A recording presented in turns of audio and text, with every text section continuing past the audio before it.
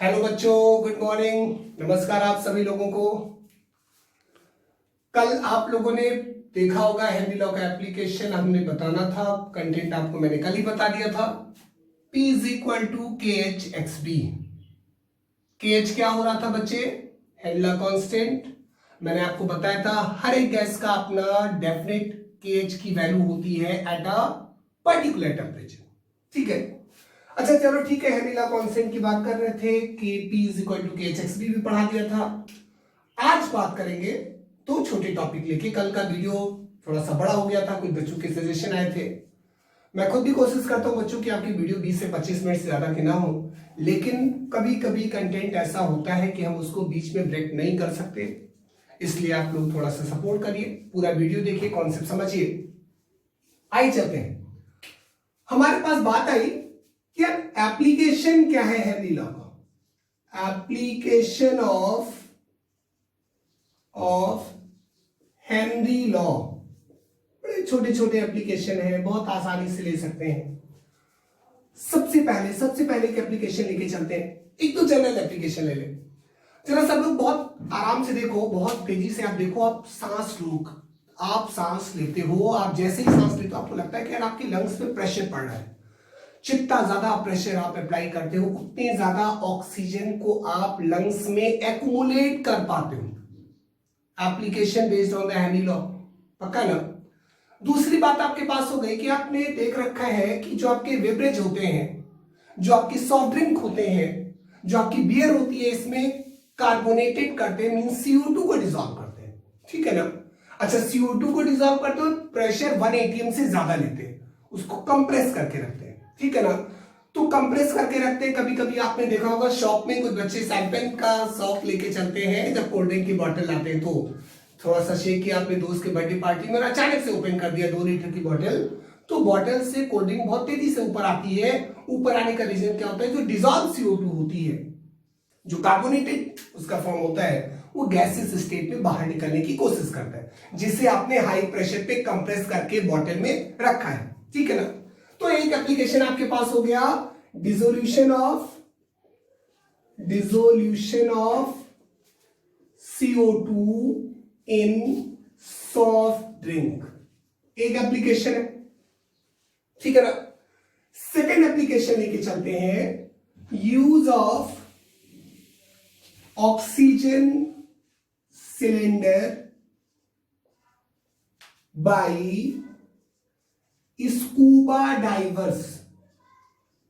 अब scuba divers क्या? जो आपके समुद्री गोताखोर होते हैं, जो समुद्र में जाते हैं, बात समझ आती है ना?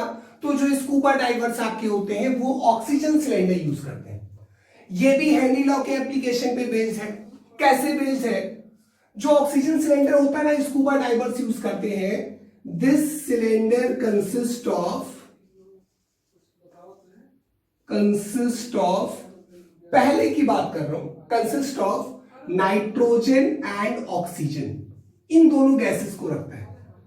अब स्कूबा डाइवर्स नीचे गया, नीचे जा रहा है डेप्थ में जाएगा तो आपको पता है आर्किमिडीज प्रिंसिपल याद होगा थोड़ा बहुत, मुझे तो भूल गया है। P is equal to sine HdG होता था। इसका मतलब जैसे जैसे डेप्थ बढ़ती जाएगी प्रेशर बढ़ेगा तो गैसेस का डिसोल्यूशन भी बढ़ जाएगा ना हेनरी के अकॉर्डिंग।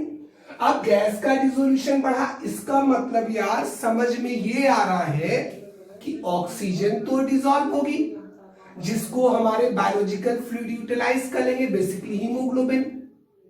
नाइट्रोजन का कोई रोल है नहीं, नाइट्रोजन भी डिसॉल्व होती है, बात समझ आती है? अब जो नाइट्रोजन डिसॉल्व हुई, बात समझ में आई ना? जो नाइट्रोजन डिसॉल्व हुई, जब स्कूबा डाइवर सरफेस पे आएगा तो प्रेशर रिड्यूस करेगा। प्रेशर रिड्यूस करने की वजह से बच्चों होगा क्या कि nitrogen emits out from body in the form of bubbles के फॉर्म में निकलती है, और कभी कभी हमारी कैपिलरीज को ब्लॉक कर देती है। That is very painful. The blockage of capillary is said to be bend. ठीक है ना? Nitrogen gas emits out in form of bubbles when scuba divers comes on surface, scuba divers comes on surface, this is said to be bend in which blockage of capillaries takes place। देखो ये बहुत painful होता है, कभी कभी fatal भी होता है, पर्सन की डेथ हो जाती है। इसीलिए जो स्कूबा डाइवर्स होते हैं ना, जब वो अपना वर्क करके सरफेस पे आते हैं तो तुरंत उनको मेडिकल ट्रीटमेंट पे रखा जाता है, ठीक है ना।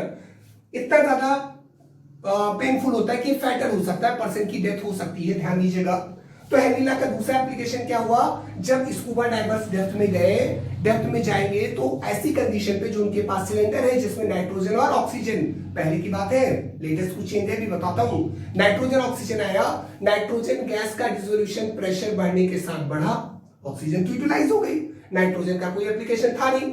जब स्कूबा डाइवर सरफेस पे आएगा तो ऐसी कंडीशन पे जो डिसॉल्व नाइट्रोजन है वो बबल के फॉर्म में बाहर आती है, तो क्या करती है, कैपिलरीज को ब्लॉक करती है। Blockage of capillaries said to be what, bend. इसको भी ध्यान रखिएगा, कभी कभी पूछा था कौन सी डिजीज होती तो आप बेंड, BEND, ठीक है ना। अब बेंड्स में होगा क्या, कैपिलरीज ब्लॉक कर गई, पर्सन को मेडिकल ट्रीटमेंट चाहिए, अदरवाइज फैटल हो सकता है, डेथ हो सकती है। बात समझ आती है ना।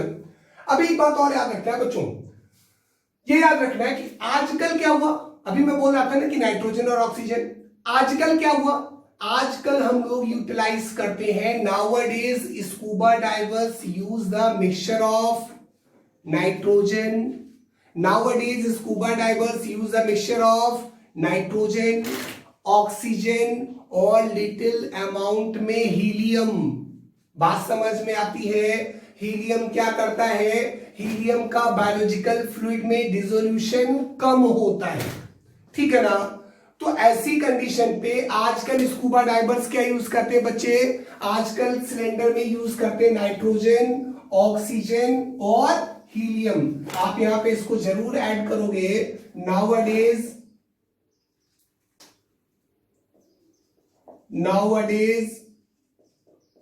Scuba divers used oxygen cylinder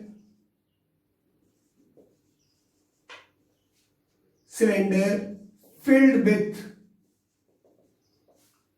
nitrogen लगभग 56.2%, ऑक्सीजन लगभग 32.1% एंड हीलियम लगभग 11.7% के आसपास।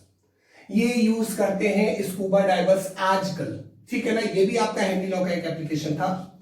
एक तीसरा एप्लीकेशन होता है कि lack of oxygen at high altitude, lack of oxygen in blood at high altitude. अब यहां पे क्या हुआ, नीचे जा रहे थे, प्रेशर बढ़ रहा था तो गैस की सॉल्बिलिटी बढ़ रही थी। अच्छा ऊपर जा रहे हैं ना, जैसे जैसे अर्थ सरफेस से ऊपर जाएंगे ऑक्सीजन का pressure amount normal earth surface से क्या होता जाएगा, कम होता जाएगा। ऑक्सीजन कंसंट्रेशन, गैस का प्रेशर अर्थ सरफेस से क्या होगा, कम होता जाएगा। इसलिए जो लोग अर्थ सरफेस से ऊपर रहते हैं ना, ऊपर जाते हैं क्लाइंबर्स में, एल्टीट्यूड कंडीशन पे जब वो चलते हैं तो उनकी बॉडी में ऑक्सीजन की हो जाती है कमी, ठीक है ना। Less dissolve oxygen present in haemoglobin when the person goes up, climbers के केस में। अच्छा जब ऑक्सीजन की कमी हो गई तो उससे भी एक डिजीज होती है, that is said to be anoxia, ठीक है ना। At high altitude person suffer from a disease known as anoxia, ठीक है ना। एनॉक्सिया का मतलब हुआ लैक ऑफ ऑक्सीजन, बॉडी में ऑक्सीजन की क्या हो जाती है बच्चे, कमी हो जाती है। When person goes up, oxygen concentration going to be decrease in hemoglobin. This is said to be what? Anoxia. Anoxia का मतलब क्या हुआ? Lack of oxygen in hemoglobin. Lack of oxygen होगी तो पर्सन के समझने की थिंकिंग एबिलिटी क्या हो जाती है? कम हो जाती है, ठीक है ना। उसको किसी चीज की रिकॉग्नाइज करने की पावर क्या हो जाती है? कम हो जाती है। ये भी एक डिजीज है, ये भी हेनरी लॉ का एक एप्लीकेशन है। कभी अगर लिखने को आता है कि right on the application of Henry law, तो आप सिर्फ दो बातें लिखोगे, dissolution of CO2 in soft drink, use of oxygen cylinder by the scuba divers. आपको बहुत डिटेल जानने की जरूरत नहीं है, फिर भी मैंने आपको बता दिया, ध्यान रखिएगा। अब यहां पे बात आ गई कि यार एप्लीकेशन भी हो गया इसका, एप्लीकेशन हो गया तो बात आती है कि यार जब कोई थ्योरी आती ना तो उसके साथ साथ लिमिटेशन भी चलती रहती है।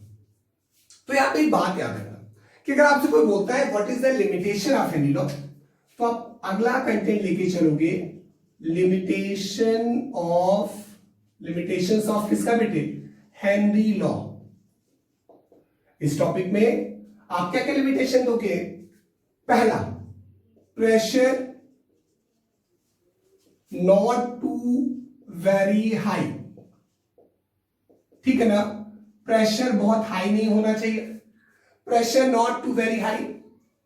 दूसरा, temperature not too very low, ना तो प्रेशर बहुत ज्यादा हो और ना तो टेम्परेचर बहुत कम हो। तीसरी कंडीशन होती है gases should not be combined with solvent like water। हम यहां पे बात करते हैं यूनिवर्सल सॉल्वेंट, ठीक है ना। तो क्या हुआ, अगर हम हेनरी लॉ की लिमिटेशन की बात करें तो लिमिटेशन में क्या बोलना है? प्रेशर बहुत ज्यादा नहीं होना चाहिए, टेम्परेचर बहुत कम नहीं होना चाहिए, और बच्चे gases should not be combined with water, ठीक है ना।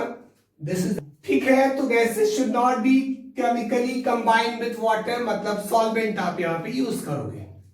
अच्छा, यहां पे एक बात याद रखना बच्चे, एक नोट पॉइंट और ऐड कर लो, काम आएगा आपको कॉम्पिटिटिव एग्जाम में। एक होता है salting out effect, salting out effect. इसका क्या मतलब? सॉल्टिंग आउट इफेक्ट का मतलब हुआ कि gases are very less soluble in electrolyte as compare to pure solvent. इसका मतलब हुआ कि कोई इलेक्ट्रोलाइट सॉल्यूशन है, कोई सॉल्वेंट है, हम गैस को डिसॉल्व करने चल रहे हैं, तो सॉल्वेंट में गैस का डिसोल्यूशन इलेक्ट्रोलाइट के कंपैरेटिवली ज्यादा होगा। इसे हम लोग बोलते हैं सॉल्टिंग आउट इफेक्ट, ठीक है। इलेक्ट्रोलाइट की बात तो सही है, अगर मैं पानी में चीनी डिसॉल्व कर दूं, नॉन इलेक्ट्रोलाइट सॉल्यूट डिसॉल्व कर दूं और उसमें किसी गैस का डिसोल्यूशन देखूं, तो वहां पे भी गैस का डिसोल्यूशन नॉर्मल सॉल्वेंट के कंपैरेटिवली कम रहेगा, ऑलवेज रिमेंबर, ठीक है। It's about the limitation of Henry law, the fact related to Henry law and application. अब बात आई कि न्यूमेरिकल लेके चलते हैं, न्यूमेरिकल लेके चलते हैं। मान लो हेनरी लॉ पे एक एप्लीकेशन, हमें एक फॉर्मूला सॉल्व करना है, एक क्वेश्चन लेके चले। सपोज करिए कि आपको मिल जाता है क्वेश्चन, अच्छा हेनरी लॉ के लिए आपको फॉर्मूला पता ही, P is equal to KHxP होगा। कल मैंने एक फॉर्मूला आपको और दिया था, partial pressure upon total pressure is equal to mole fraction, Dalton's के अकॉर्डिंग, ठीक है ना। अच्छा यहां पे चलते हैं कि यार एक एनसीईआरटी का क्वेश्चन है कि hydrogen sulphide is rotten fish like smelling gas, ठीक है ना। Find out it's solubility, find out its solubility in water if molarity is 0.195 m at STP। पक्का ना बेटा? आपके पास ये कंटेंट आ गया क्या? 0.195 m at STP। यहां पे find out Henry law constant. Henry law constant for H2S। हाँ ये सही है, ठीक है, एनसीईआरटी का क्वेश्चन है। आपके पास बात है क्या, हाइड्रोजन सल्फाइड का रॉटन फिश लाइक स्मेल है। Henry law constant find out करना है किसके लिए? हाइड्रोजन सल्फाइड के लिए। In water if molarity is 0.195 small m at STP। ठीक, आइए चलते हैं, न्यूमेरिकल सॉल्व करना है। Find out the Henry law constant यानी KH निकालना है। दिमाग कहां से आप यूज करोगे? आपके दिमाग में बात आई क्या? Formula use P is equal to KH into XB use होगा, ये यूज होगा, पक्का है? अच्छा, P is equal to KH XB जब यूज होगा तो यार XB भी नहीं पता है, KH निकालना ही है, P भी नहीं पता है। P पता चल सकता है, STP हम प्रेशर को क्या ले सकते हैं?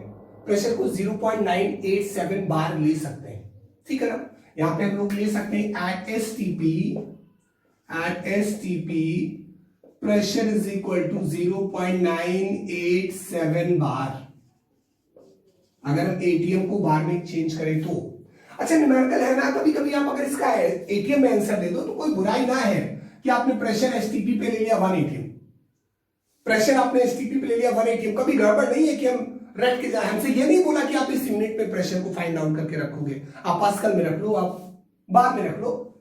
बार में यहां पे अगर हम सॉल्व करते हैं तो आपके पास प्रेशर हो गया कितना? 0.987 बार। अब समस्या आई क्या? प्रेशर पता चल गया, अगर XB पता चल जाए तो मजा आ जाएगा, ठीक है ना? चलते हैं सॉल्यूशन पे।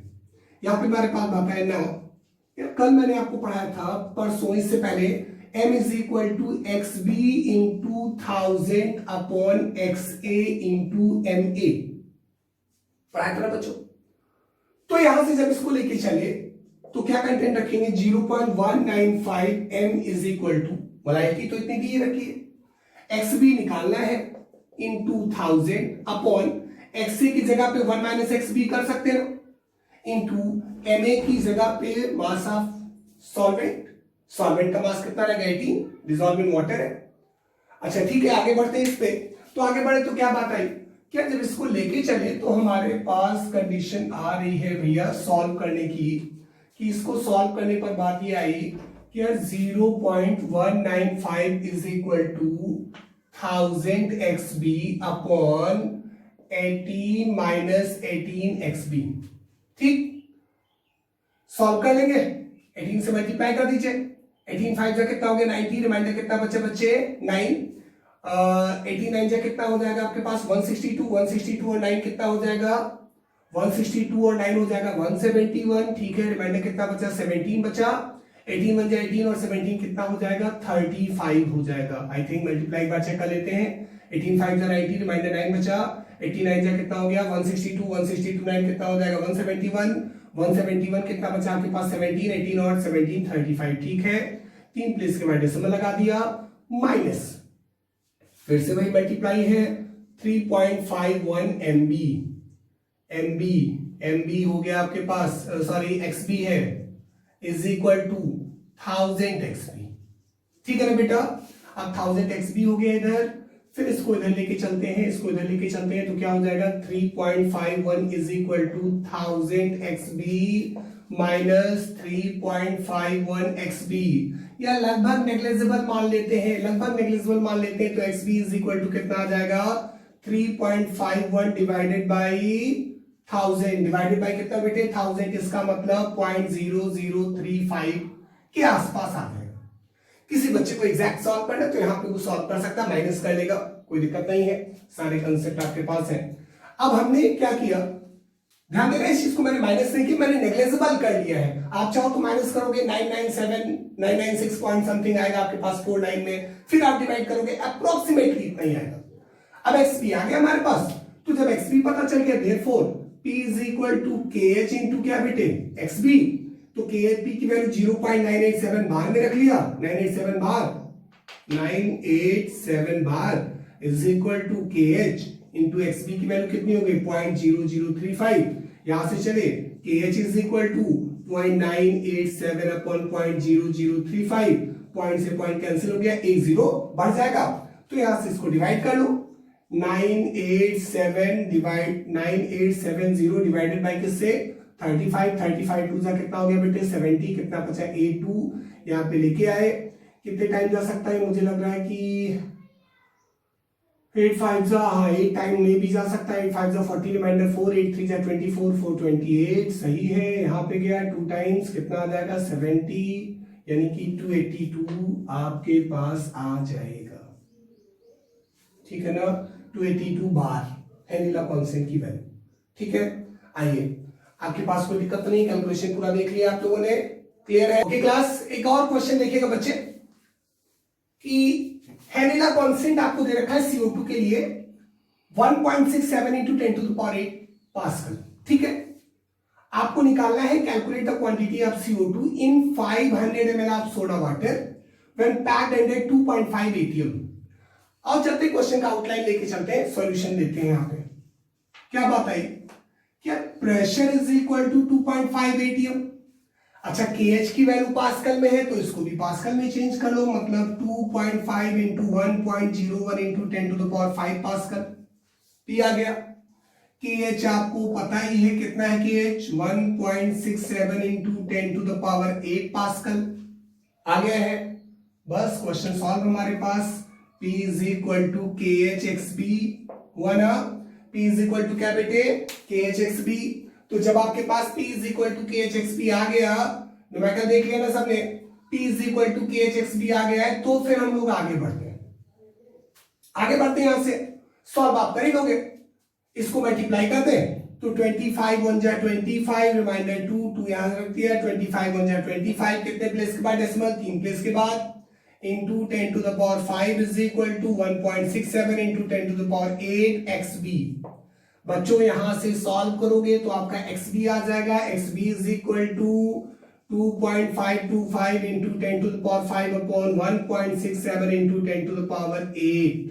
यहां से सॉल्व करके आप XB निकालेंगे, लेकिन आपको निकालना है क्वांटिटी ऑफ CO2 डिसॉल्व, इसका मतलब अमाउंट ऑफ CO2, इसका मतलब WB निकालना है। न्यूमेरिकल तक बहुत सारे बच्चे पहुंच रहे होंगे, कि यार XB पता चल गया। Now XB is equal to NB upon NA plus NB, पक्का ना। अगर हम यहां पे चलते हैं, if NB is very less as compare to NA ले ले, तो हम लोग इस जगह पे क्या रख सकते हैं बेटा, XB is equal to NB upon NA रख सकते हैं। ध्यान देना बिल्कुल, मुझे नहीं लगता अब आपसे दिक्कत हो रही होगी कहीं। XB is equal to NB upon NA plus NB होता है, that's mole upon total mole is equal to mole fraction. आपने निकाल दिया, आपने कहा ठीक है मुझे XB पहले से पता था, NA नहीं पता है सर, तो NA चलते हैं फॉर वाटर, डेंसिटी फिक्स है, D इज इक्वल टू 1 ग्राम पर ml, पक्का ना बेटा।